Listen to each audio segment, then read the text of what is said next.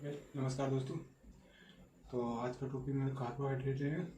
तो आज का टॉपिक कार्बोहाइड्रेट शुरू करते हैं। कार्बोहाइड्रेट से सैकराइड्स सैकराइड ग्रीक शब्द है। ग्रीक शब्द सेक्रोस से बना हुआ था, जिसका अर्थ होता है शुगर। ठीक है। कार्बन माइक्रोमोलिक्यूल्स कंपाउंड है। इसमें कौन कौन से कंपाउंड होते हैं? कार्बन और हाइड्रोजन और ऑक्सीजन होते हैं कंपाउंड। ठीक है। और इसमें है ना, जनरल इसका फॉर्मूला क्या होता है? सी एक्स और H2O वही फॉर्मूला होता है। उसका काम कार्बोहाइड्रेट का कंपाउंड रेशियो क्या होता है? 2:1 होता है। तो कार्बोहाइड्रेट को आपको है ना देखना किससे क्या है, इसमें हाइड्रेट कौन सा है और कार्बन कौन सा है। तो देखो, आपको शुगर होती है। शुगर को एक तरह से आप गैस के ऊपर चम्मच में लेके और उसको थोड़ा सा जलाइए, तो आपको क्या मिलेगा? इसके अंदर एक तो ऐसे वाला काला पदार्थ मिलेगा और एक लिक्विड मिलेगा। लिक्विड तो हमें ये दर्शाता है कि इसमें हाइड्राइड है, और ये काला वाला पदार्थ है जो ये दर्शाता है कि इसमें कार्बन है। ठीक है। और कार्बोहाइड्रेट को नॉट ओनली शुगर, ये सिर्फ शुगर में नहीं पाया जाता है, but also starch, food and bread and pasta, rice. In pasta में और राइस और ब्रेड में भी पाया जाता है। अब आते हैं कार्बोहाइड्रेट की बेसिक जानकारी तो हमने दे दी। ठीक है। अब आते हैं कि इसमें है कि कार्बोहाइड्रेट का क्लासिफिकेशन क्या है। ठीक है। तो carbohydrate can be classified into 4 major groups depending upon their consistency. देखो, इसमें है ना कि कार्बोहाइड्रेट को हम तीन भागों में भी बांट सकते हैं। ठीक है। इसको 3 भागों में भी बांट सकते हैं। 4 नहीं के 3 भी कह सकते हैं। कैसे कह सकते हैं 3? देखो, इसमें इनको हम एक तो मोनोसैकराइड, डाइसैकराइड और इसको इसमें कंबाइन, ये इसके साथ में कंबाइन होंगे। ठीक है। मोनोसैकराइड, डाइसैकराइड, ओलिगोसैकराइड और पॉलीसैकराइड। ठीक है। इसमें 3 ऑप्शन है, सो भी सही, और 4 ऑप्शन है, सो भी सही।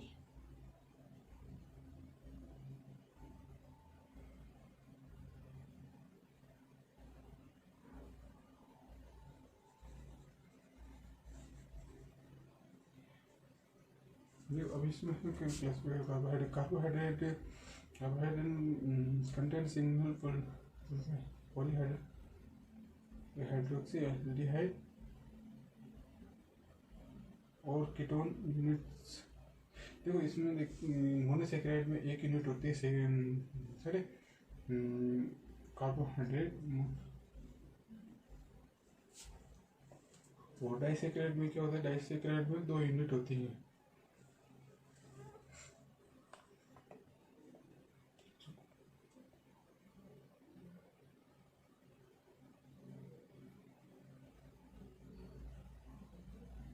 और ओलिगोसैकराइड में क्या होती है कि 3 से 10 मोनोसैकराइड्स यूनिट होती है। ठीक है।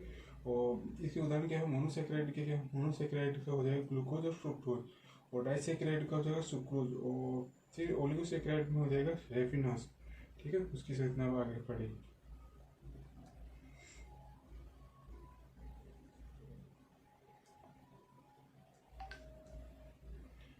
और पॉलीसैकराइड में अंदर है ना बहुत सारी पॉलीसैकराइड संरचना बहुत सारी है सैकराइड संरचना पाई जाती है, जिसमें इसमें क्या होता है? श्रृंखला भी बन जाती है। ठीक है। पॉलीसैकराइड में श्रृंखला बनता है। तो ये अभी हमने बेसिक कार्बोहाइड्रेट का वर्गीकरण देखा। तो उसमें हमने सैकराइड से किस प्रकार से बंधित होते हैं। ठीक है। अब आते हैं कि स्टाइयोकेमिस्ट्री किस प्रकार की होती है कार्बोहाइड्रेट। ठीक है।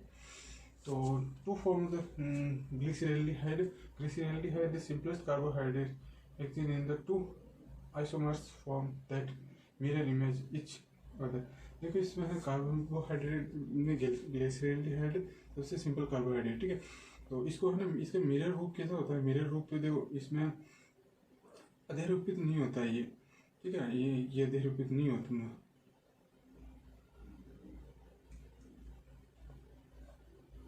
इसका ये एल रूप ये है।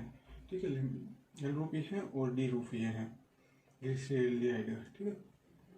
तो ग्लिसरैल्डिहाइड एक chiral molecule it cannot be mirror image and to mirror image from the glyceraldehyde। इसमें ये कह रहा है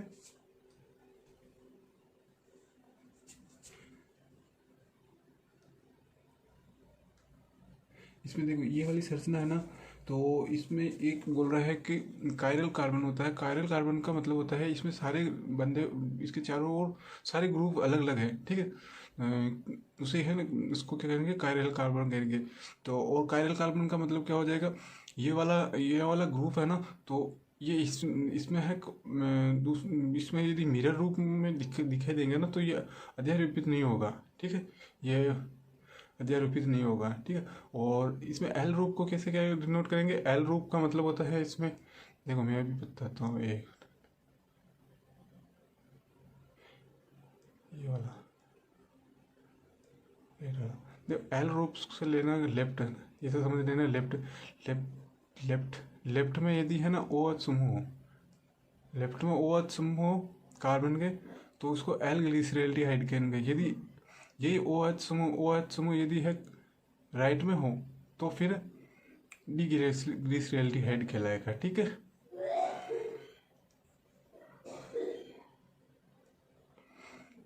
जैसे हमारे हाथ होता है ना, तो हाथ को जो मिरर में देखोगे तो वो एक अध्यारोपित होगा क्या, उसमें है सिमिलरिटी होगी, नहीं होगी, ठीक है। तो वो इस तरह से हमारे इसी को हम इस कॉन्सेप्ट से हम समझ सकते हैं कायरल है, कायरल किस प्रकार होता है, ठीक है। आगे देखते हैं। Chiral object can be mirror image. देख ये कह रहा है कि अकायरल ऑब्जेक्ट क्या होता है। अकायरल ऑब्जेक्ट होता है जैसे कि अकायरल का मतलब, कायरल तो हमने समझ गया जो कि अध्यारोपित नहीं होता है, ठीक है। कायरल तो होता है अध्यारोपित नहीं होता है, ठीक है। अकायरल का मतलब क्या होगा, यहाँ पर ए लग रहा है, इसका मतलब कंफ्यूजन मत होना कि क्या चीज़ है, कि ए लग रहा है इसका मतलब ये जो अध्यारोपित होता है ना, ठीक है, ये स्ट्रक्चर ए है और ये स्ट्रक्चर ए है, ठीक है। ये अध्यारोपित हो रहा है, ये अध्यारोपित हो रहा है, तो ये अकायरल होगा, ठीक है। अकायरल होगा, अकायरल ऑब्जेक्ट कैन, ये अध्यारोपित होगा, ठीक है, ये अध्यारोपित होगा, ये वाला द मिरर इमेज में ये अध्यारोपित होगा। जैसे एक गिलास होती है, पानी की गिलास होती है ना, पानी की गिलास को आप है ना वो गिलास को मिरर के सामने रखोगे तो वो सेम दिखेगी। And space of and cube को भी ऐसे करोगे, ठीक है। And carbon atom which connected 4 different groups. Achiral के अंदर क्या, तो चारों ग्रुप अलग अलग होंगे। Will be chiral will have 2, यानी कि इसका मतलब ये कह रहा है कि दो ग्रुप है ना, तो वो अध्यारोपित होंगे इसके अंदर, ठीक है, अकायरल ऑब्जेक्ट के अंदर। Chiral carbon centre sensitivity. If any two group on carbon they are same and the carbon atom cannot chiral. यदि है कायरल कार्बन के अंदर ये ग्रुप होता ना, ये कह रहा है यदि है ना 2 ग्रुप से, यानी कि A प्लस B ये होता है, यहाँ से जुड़ा होता रहता है, कार्बन आर द सेम, ठीक है, 2 ग्रुप तो सेम होते हैं, ठीक है। और the carbon atom can not be chiral, यदि 2 ग्रुप समान है ना, ये ए और ये ए, ठीक है, ये एडिस, यदि ये दोनों समान हैं तो इसका मतलब ये कायरल कार्बन नहीं होगा। कायरल कार्बन को किससे डिनोट करें, ये स्टार से डिनोट करें, तो ये कायरल नहीं होगा, क्योंकि जिसमें भी दो ग्रुप समान दिखे इसका मतलब वो कायरल नहीं है, अकायरल है, ठीक है। चलो आगे निकलते हैं। नंबर ऑफ द स्टाइरियोमेर, यानी कि इसमें स्टेरियोमेर कितने हो सकते हैं वो अब हम एक फॉर्मूले से देख सकते हैं, ठीक है। कैसे देख सकते हैं, जैसे कि 2n स्क्वायर, 2n है, 2n है, तो 2n से कैसे करेंगे,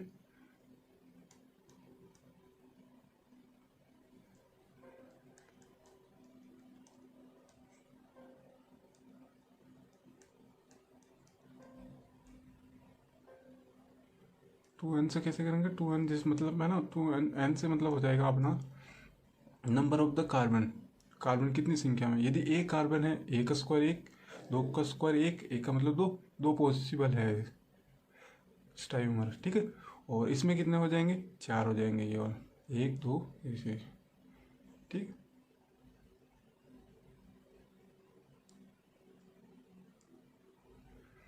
आगे देखते हैं नंबर ऑफ द स्टाइरियोमेर्स। अभी इसमें आपको बताना है कितने हैं,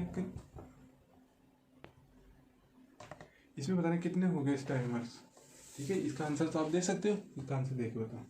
ठीक है, जैसे मैंने क्या बताया कि 2n से याद करेंगे तो 2n, तो इसमें कितना नंबर ऑफ द कार्बन कितने हैं, नंबर ऑफ द कार्बन देखो, एक तो पहला नंबर पर तो ये है, एक नंबर पर तो ये 1 2 3 4 5 6 7 8 8 हो रहे, तो 8 2n 8 हो जाएंगे, तो कितने हो जाएंगे 200, कितने हो जाएंगे मतलब गुणा 2, 1 मिनट ये वाला फॉर्मूला का 2 इंटू 2 इंटू 2 4 तक करते हैं, 8 तक करते हैं, तो कितना आएंगे निकाल के बताओ, देख 8 के गेप करके बताओ, 256 हो जाएंगे, कितने आएंगे 256, ठीक है।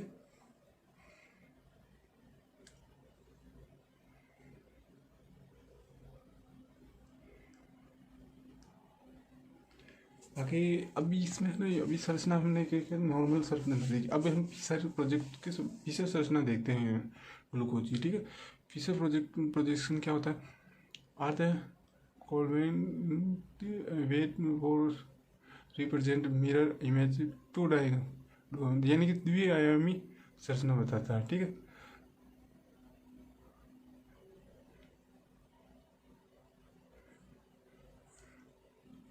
ठीक है, लास्ट में इसका कायरल कार्बन और CH3 बटन होता है, ठीक है, ये वाला सर ये होता है, ये कायरल कार्बन होता है, इसके बाद वाला ये वगैरह, ठीक। फिशर संरचना में क्या होता है, फिशर स्ट्रक्चर क्या होती है, देखो इसमें ये वाला है ना, लेफ्ट साइड मैंने बोला था, लेफ्ट साइड में यदि OH समूह हो तो एल कहलाएंगे, यदि ये OH यदि राइट साइड में हो तो ये क्या कहलाएगा, डी ग्लिसरॉल्डिहाइड, ठीक है, ये वाला मैंने पहले बता दिया। आगे ऑप्टिकल एक्टिवेशन क्या होता है, ऑप्टिकल एक्टिविटी क्या होती है, तो इसमें मैंने पूरा पहले वाली संरचना बताया था, देखो ये इसको इसमें समझा, तो ये वाले एल ग्लिसरॉल्डिहाइड है ना, तो इसको मैं ये ऐसे भी डिनोट कर सकता हूँ, जैसे ये एल है ना, एल माइनस ग्लिसरॉल्डिहाइड माइनस से भी डिनोट कर देंगे, और इसको है ना डी को प्लस से भी डिनोट कर देंगे, यही हो जाएगा ये वाली ऑप्टिकल एक्टिविटी, यही बात है इसमें। Minus substance rotate and polarizing that left, यानी कि उसमें क्या कह रहा है, लेफ्ट में होना, तो फिर क्या कौन सा हो जाएगा, माइनस ग्लूकोज, एल ग्लूकोज हो जाएगा, ठीक है। And dextrorotatory plus substance rotate polarize light the right side, क्या कहते हैं, राइट साइड में हो तो डी ग्लूकोज माइनस नहीं आएगा, इसमें प्लस आएगा, ठीक है, डी ग्लूकोज प्लस, ये वाला प्लस आ गया। Molecules which the rotate plane polarization right are the optical activation, ठीक है, वो वाला से मैं ये वाला एल हो तो माइनस जब है सेकेंड, और डी में प्लस वाला एरो। अब आती है मोनोसेक्राइड, अब है ना टाइप अलग अलग टाइप होती है, तो मैंने सिंपली वो स्टेरियोमेट्रिकली इनके बारे में बता रहा था। अब आता है मोनोसेक्राइड कितने प्रकार के होते हैं, मोनोसेक्राइड के बारे में। मोनोसेक्राइड सिंपल शुगर होती है, मोनोसेक्राइड सिंपल शुगर है, ठीक है। अभी इसको कितने भागों में बांटा गया, एक तो एल्डोस और एक कीटोस में 2 भागों में बांटा गया।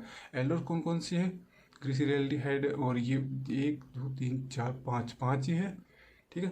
तो इसमें है ना ग्लूकोज की संरचना ये वाली अल्फा डी ग्लूकोज, डी का मतलब क्या हो जाएगा इसमें, डी का मतलब ये प्लस वाली संरचना भी कह सकते हैं इसको, ठीक है, इसको प्लस डी ग्लूकोज भी कह सकते हैं। और ये वाली संरचना किसकी है, ये बीटा डी ग्लूकोज की, ठीक है। साइक्लिनिक स्ट्रक्चर ऑफ द फ्रुक्टोज, ये वाली स्ट्रक्चर फ्रुक्टोज की, और ये ग्लूकोज ये तो है फ्रुक्टोज की स्ट्रक्चर, ये वाली फ्रुक्टोज की, ये है ना पायरोनोज स्ट्रक्चर।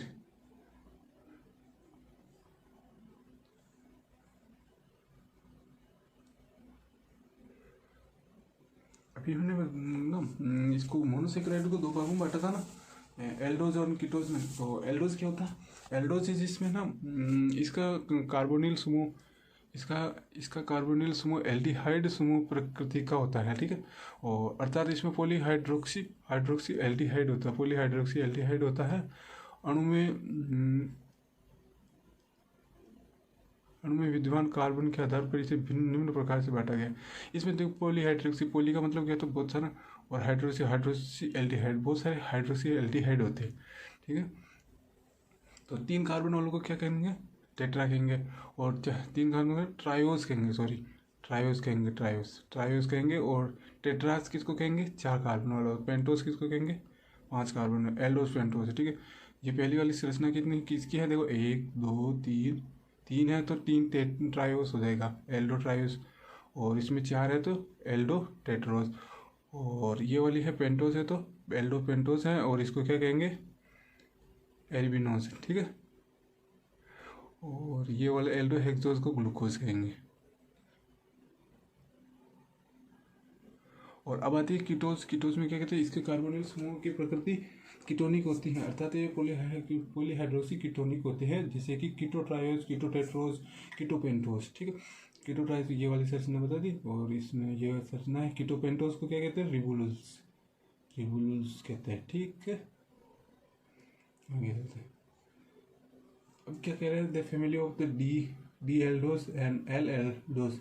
मैंने वो संरचना बताई थी ना, वो एल और डी वाली, पहले वाली, इस वीडियो से पहले थोड़ा सा, तो इसमें वो वाला मैट्रिक्स चलता है इसमें, ठीक है। मैंने ये संरचना दी थी, देखो ग्लूकोज दी दिया, एल्डो हेक्सोस, ठीक है। एल्डो हेक्सोस को मेरे को क्या किस रूप में दिखाना है, डी रूप में दिखाना है। तो डी रूप में दिखाऊंगा तो क्या करूँगा भाई, डी रूप में दिखाना, ठीक है। डी रूप में दिखाना, प्लस वाले रूप में दिखाना। प्लस वाले रूप में मतलब लेफ्ट साइड में ओ एच होगा, ठीक है। लेफ्ट साइड में देखो, इसमें लेफ्ट साइड में ओ एच है, ये ओ एच लेफ्ट साइड में, तो डी प्लस ग्लूकोज हो जाएगा। अब मेरे को इसमें क्या करना है, एल रूप में बताना है, एल रूप में बताना है। इसका मतलब ओ एच को लेफ्ट साइड में करना, इसमें राइट साइड में करना है, इसको लेफ्ट साइड में करना, ये माइनस भी हो जाएगी, ठीक है।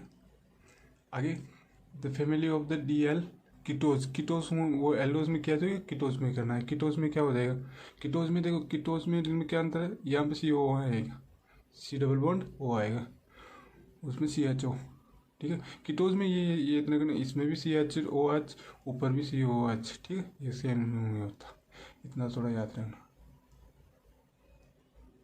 अब आते हैं एक ग्लूकोज एनोमर्स। ग्लूकोज एनोमर्स इसका मतलब है ना, देखो हाई, इसको पायरुवेट स्ट्रक्चर भी कहते हैं, रिंग स्ट्रक्चर भी कहते हैं, हावर्थ संरचना भी कहेंगे, ठीक है। तो इसमें क्या होगा, थोड़ा जूम कर देता हूँ, दिखाई दे रहा ना, ठीक है। ये वाला है अल्फा ग्लूकोज वाला, ये वाली संरचना क्या है, अल्फा ग्लूकोज वाली संरचना, ठीक है। Alpha D glucose, D glucose का मतलब यहाँ पर ये ओ एच वाला नीचे होगा यहाँ पर, ठीक है। ओ एच नहीं, इस पर पहले वाले कार्बन पोजीशन में C1 पोजीशन में, C1 पोजीशन पर ओ एच नीचे होगा, ठीक है। और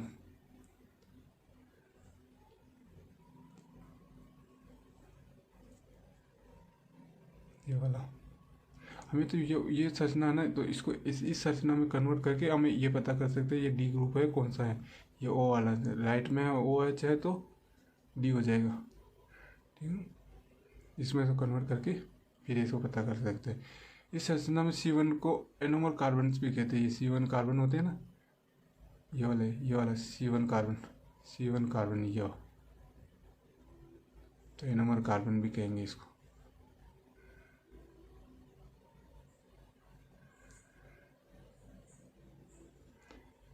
physical property of the monosaccharide, देखो इसका क्या है गुण है, तो भौतिक गुण क्या क्या है इसे, अधिकांश एक मोनोसेक्राइड एक मीठा स्वाद में होती है, ठीक है।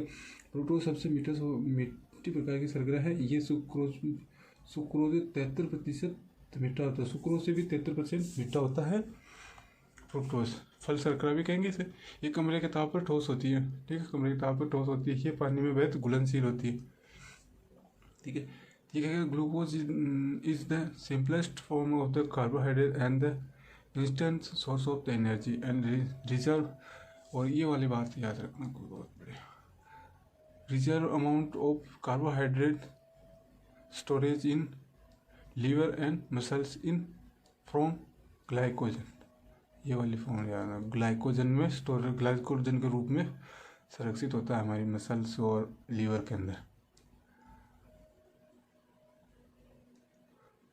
आगे क्या होगा, डाइसेक्राइड। डाइसेक्राइड क्या होती है, डाइसेक्राइड मतलब डाई, यहाँ पे शब्द में आ जाओ, शब्द में क्या लिखा रखा है, डाई और सेक्राइड, दो मोनोसेक्राइड यूनिट डाइसेक्राइड कहलाएगी, ठीक है। तो ये भी दो प्रकार के होते हैं, रेड्यूसिंग और नॉन रेड्यूसिंग, यानी कि अपचयित और अनअपचयित शर्करा, ठीक है। अपचयित शर्करा कौन कौन सी है, माल्टोज एंड लैक्टोज, और अनअपचयित शर्करा कौन सी है, सुक्रोज अनअपचयित शर्करा, ठीक है।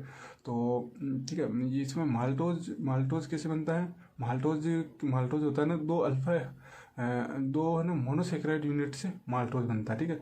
और लैक्टोज कैसे बनता है, दो मोनोसेक्राइड की बीटा मोनोसेक्राइड से लैक्टोज बनता है। और माल्टोज तो सॉरी वापस सुनो, माल्टोज जो दो मोनोसेक्राइड अल्फा मोनोसेक्राइड से बनता है माल्टोज, और लैक्टोज किससे बनता है, दो बीटा ग्लूकोज से, बीटा सेक्राइड से क्या बनता है, लैक्टोज बनता है, ठीक है। ये वाली संरचना देखो आप, दिख नहीं ना, दो मोनोसेक्राइड से मिलकर ये बन रहा है। इसमें क्या हो जाएगा, ये है H2 यहाँ से बाहर निकल जाएगा, फिर वो संरचना बन जाएगी, ठीक है। तो और इसमें सुक्रोज में क्या होगा, सुक्रोज में क्या है, तो अल्फा डी ग्लूकोज और बीटा डी फ्रुक्टोज ये मिलकर क्या बनाएंगे, सुक्रोज बनाएंगे, ओके। आगे देखो फ्रुक्टोज एनोमर्स क्या होता है, ये फ्रुक्टोज रिंग की स्ट्रक्चर है, ठीक है। इसको एनोमर्स, ये वाली संरचना है एनोमर्स से बनेगा, ठीक है। CH2 वो H ऊपर रहेगा, H नीचे रहेगा, फ्रुक्टोज ये दो एनोमर्स हो गए, अल्फा डी फ्रुक्टोज और अल्फा डी, इसमें क्या होगा, ये देखिए ये वाला ऊपर CH2OH ऊपर और H नीचे है, तो इसे अल्फा फॉर्म कहेंगे।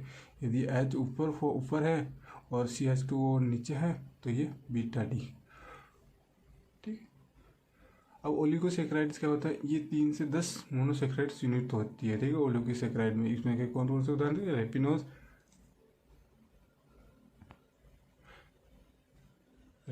वेल्पिनोज कोज, ठीक है, ये वाला। और oligosaccharide form the 3 and 10 monosaccharide unit होती हैं, ठीक है। इसकी संरचना ये है, बीटा डी ग्लूकोज और अल्फा डी ग्लूकोज और बीटा डी फ्रुक्टोज, ये सब मिलती हैं ऐसे, इसके रेबिनोज की संरचना बनाती है। पॉलीसेक्राइड क्या होती है, पॉलीसेक्राइड पॉली यानी बहुत सारे, ये 10 यूनिट्स होते हैं, मोनोसेक्राइड की 10 यूनिट होते हैं। तो ये दो प्रकार के होते हैं, हेट्रोपॉलीसेक्राइड और मोनोपॉलीसेक्राइड। होमोपॉलीसेक्राइड कितने को होता है, स्टार्च, ग्लाइकोजन और सेलुलोज और काइटिन और इनुलिन। और हेट्रोसेलुलर एग्रोज, पेक्टिन एंड हाइलोरिक और एस साइड, ठीक।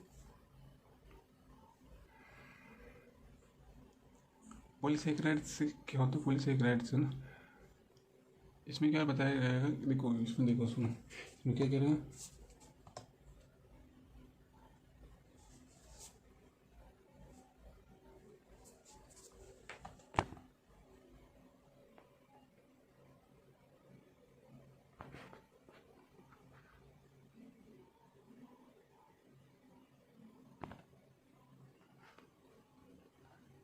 इसमें क्या कह रहा है, वनस्पति तथा जीव दोनों में ही पॉलीसेक्राइड्स बहुतायत से पाया जाता है, अर्थात सभी जीवों की कोशिकाओं में ग्लाइकोजन पॉलीसेक्राइड पाया जाता है। इन जैसे कि इनुलिन, स्टार्च, सेलुलोज आदि पॉलीसेक्राइड वनस्पतियों में पाई जाती है। इसका सामान्य सूत्र C6H10O6 होता, O6 कोष्टक बंद N होता है। यहाँ N के मान में 12 से लेकर कहीं सैकड़ों तक हो सकते हैं, ठीक है, सैकड़ों तक हो सकते हैं। और आगे क्या कह रहे हैं, इसमें देखो इसका क्या होता है, अक्रिस्टलीय तथा स्वादहीन तथा जल में अविलेय होते हैं, इसलिए इन्हें असरकरा कहते हैं। इन्हें क्या कहते हैं, असरकरा कहते हैं, क्योंकि मीठे नहीं होते इसलिए इसे असरकरा कहते हैं। और क्या कह रहे हैं, देखो ये दो प्रकार के होते हैं, ना, पॉलीसेकेराइड्स और विषम पॉलीसेकेराइड्स। सम पॉलीसेकेराइड्स क्या होते हैं, मोनोसेकेराइड्स सभी मोनोसेकेराइड समान होते हैं, ठीक है। सम पॉलीसेकेराइड के अंदर विषम पॉलीसेकेराइड क्या होते हैं, ये सभी मोनोसेकेराइड्स इकाइयाँ असमान होती है, अलग अलग होती है, ठीक है। Starch, cellulose and glycogen, inulin आदि महत्वपूर्ण पॉलीसेकेराइड्स होते हैं। स्टार्च सेलुलोज के मनुष्य के लिए महत्वपूर्ण उपयोगी है। थोड़ी हिंदी थी, मैंने पूरा नोट्स आपको सही नहीं क्लियर नहीं दिख रहा था, इसलिए मैंने बोल दिया, आप समझ लिया होगे, ठीक है। आगे चले। स्टार्च, देखो स्टार्च बोलते हैं ना, स्टार्च दो यौगिकों से मिलकर बना होता है, ठीक है। अल्फा अमाइलोज और बीटा अमाइलोपेक्टिन, अमाइलोज भी कह सकते हैं, अमाइलोपेक्टिन भी कह सकते हैं। अल्फा अमाइलोज यह जल में विलेय भाग होता है जो कि स्टार्च का 10 से 20% भाग बनाता है। इसे अल्फा अमाइलोज भी कहते हैं। जब अमाइलोज जल अपघटित होता है तो ये माल्टोज ग्लूकोज देता है। जल अपघटन के अंतर्गत कोई दूसरा मोनोसेकेराइड या डाइसेकेराइड नहीं बनता है, ठीक है। अर्थात एमाइलोज डी जहाँ पर भी आएगा इसका मतलब प्लस है, तो ग्लूकोज की लंबी श्रृंखला द्वारा बनता है। इस बंध में एक ग्लूकोज इकाई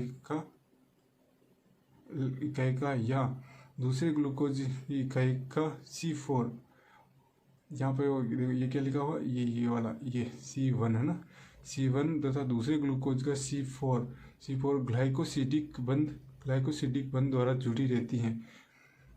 अल्फा, इसे क्या कहेंगे, अल्फा ग्लाइकोसिडिक बंध होता है, अर्थात उसको अल्फा ग्लाइकोसिडिक बंध होता है। स्टार्च यीस्ट एंजाइम डाइस्टेज की उपस्थिति में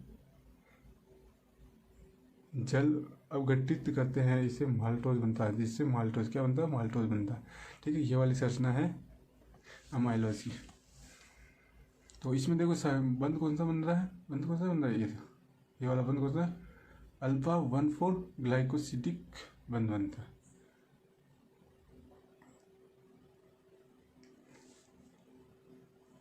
दूसरा बंध था ना एक अमाइलोपेक्टिन अल्फा, एक तो 2 प्रकार के थे ना, 2 प्रकार बताए थे मैंने, ये वाला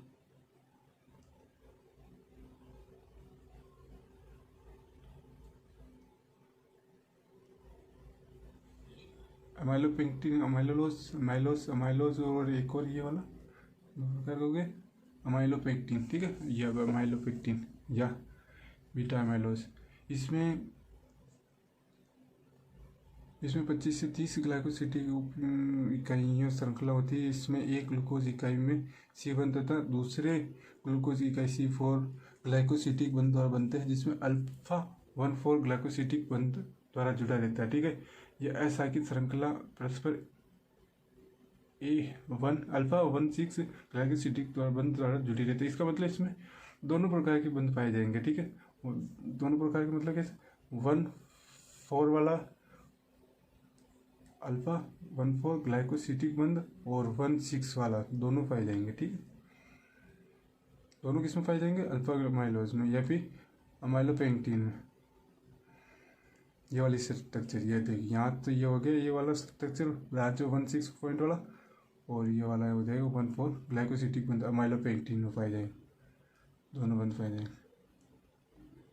ये सेलुलोज हो गए, सेलुलोज की स्ट्रक्चर है, तो सेलुलोज किस में पाई जाएगी, ये प्लांट की सेल वॉल में पाई जाएगी, ठीक है, सेल वॉल में पाई जाए, सेल वॉल में, ठीक है, सेल वॉल में प्रेजेंट प्लांट सेल के सेल वॉल में पाई जाए, इसकी संरचना ये हो जाएगी सेलुलोज।